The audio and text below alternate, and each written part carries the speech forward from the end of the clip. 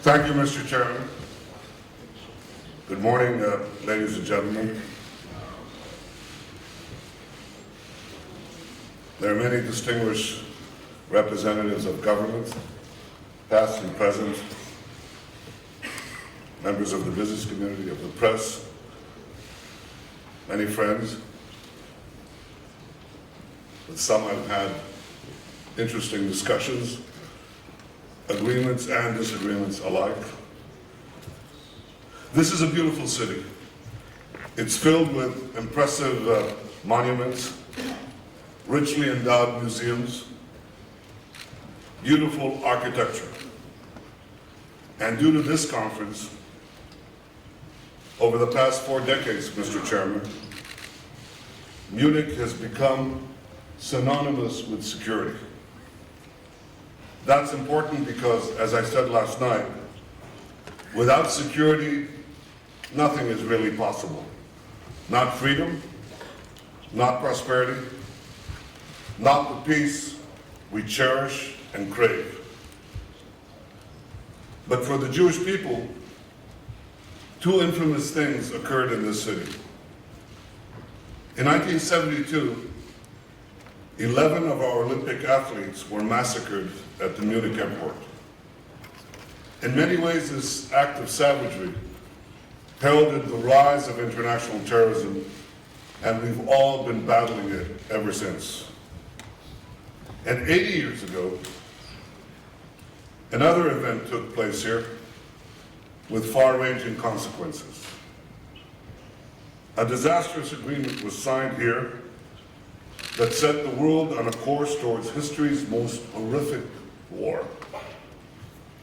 2 decades after World War I, 2 decades after a war that claimed 16 million lives, the leaders who met in Munich chose to appease Hitler's regime rather than confront it. Those leaders were noble men. They thought they were fulfilling their highest responsibility to keep the peace. But the price of their action would soon become apparent. The concessions to Hitler only emboldened the Nazi regime and facilitated its conquest of Europe.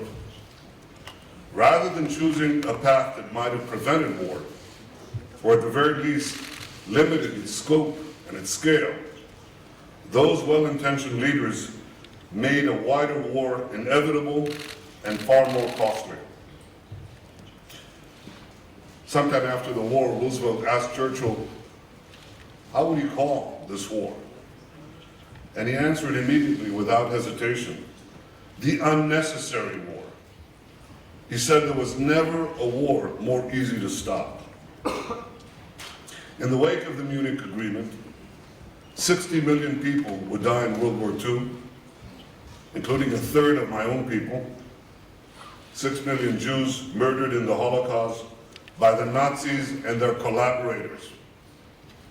We will never forget, and we will never allow the rewriting of the historical truth.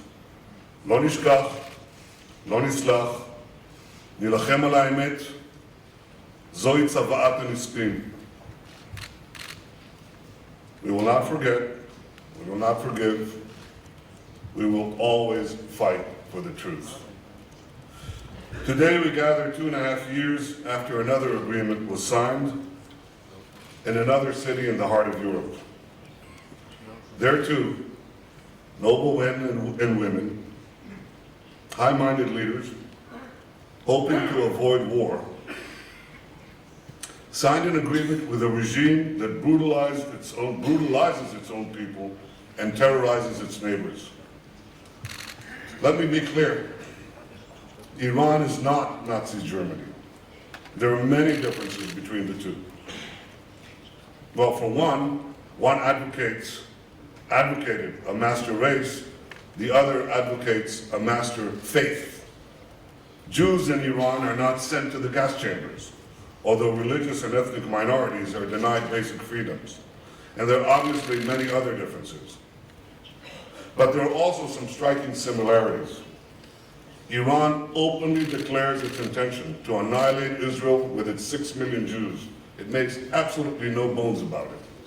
Iran seeks to dominate our region, the Middle East, and seeks to dominate the world through aggression and terror.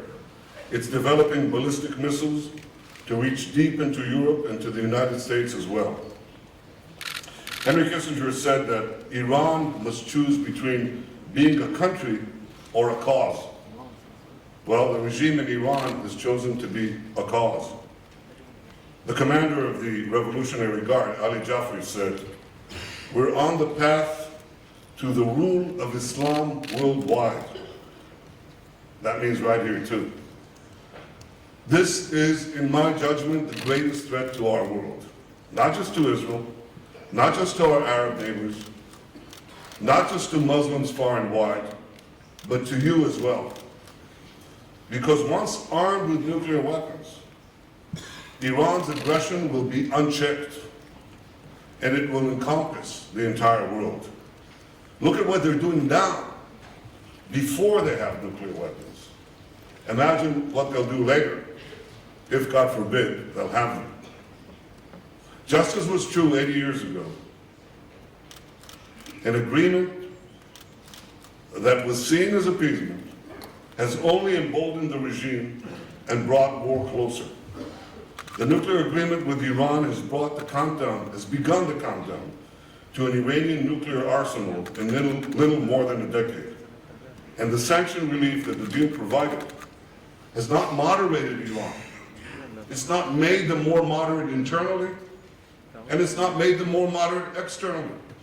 In fact, it's unleashed a dangerous Iranian tiger in our region and beyond. Through its proxies, Shiite militias in Iraq, the Houthis in Yemen, Hezbollah in Lebanon, Hamas in Gaza, Iran is devouring huge swaths of the Middle East. Now, there has been one positive consequence of Iran's growing aggression in the region. It's brought Arabs and Israelis closer together as never before. And in a paradoxical way, this may pave the way for a broader peace and ultimately also for a Palestinian-Israeli peace. This could happen, but it will not happen if Iran's aggression continues to grow. And nowhere are Iran's belligerent ambitions clearer than in Syria. There, Iran hopes to complete a continuous empire, linking Tehran to Tartus, the Caspian to the Mediterranean. For some time, I've been warning about this development.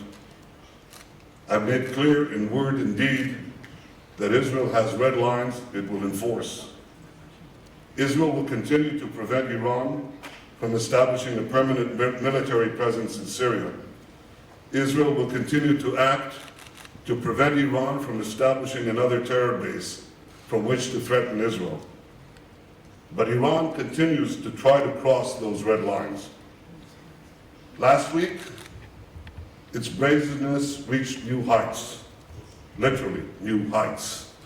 It sent a drone into Israeli territory, violating Israel's sovereignty, threatening our security. We destroyed that drone and the control center that operated it from Syria. And when our planes were fired upon, Israel destroyed Syrian anti-aircraft batteries. Israel will not allow Iran's regime to put a noose of terror around our neck. We will act without hesitation to defend ourselves. And we will act if necessary, not just against Iran's proxies that are attacking us, but against Iran itself. Later today you will hear from Mr. Zarif. He's the smooth-talking mouthpiece of Iran's regime. I give Mr. Zarif credit. He lies with eloquence. Last year at this conference, Zarif said that, I'm quoting, extremism is driven by lack of hope and respect. Well, if that's true, why does the Iranian regime deny its people hope and respect by jailing journalists and activists? Zarif said it was erroneous to label Iran radical. If that's true, what do you call a regime that hangs gaze from cranes in town squares? Zarif said that conflicts in Syria and Yemen do not have military solution. If that's true, why does Iran send fighters and arms to fuel violence precisely in those places? No doubt Mr. Zarif will brazenly deny Iran's nefarious involvement in Syria. Iran also denies that it committed an act of aggression against Israel last week, that it sent a drone into our airspace to threaten our people. Well, here's a piece of that Iranian drone, or what's left of it after we shot it down. I brought it here so you can see it for yourself. Mr. Zarif, do you recognize this? You should. It's yours. You can take back with you a message to the tyrants of Tehran. Do not test Israel's resolve.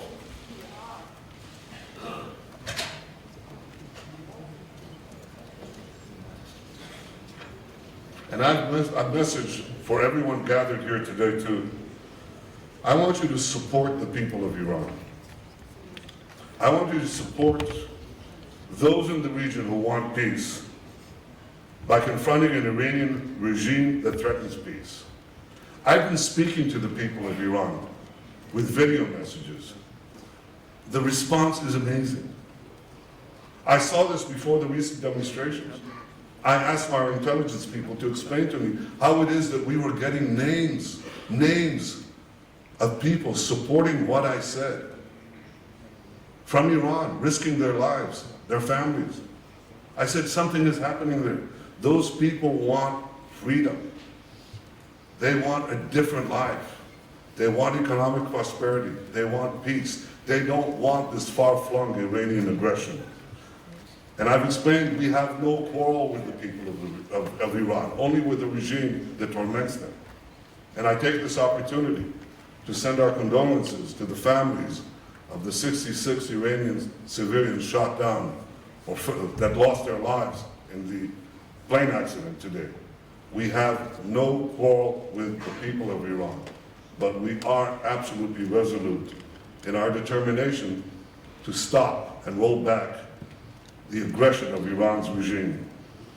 Let us pledge today, ladies and gentlemen, here in Munich, not to repeat the mistakes of the past. Appeasement never works. The hour to prevent war is getting late, but it is not too late. I'm convinced that one day this regime will fall.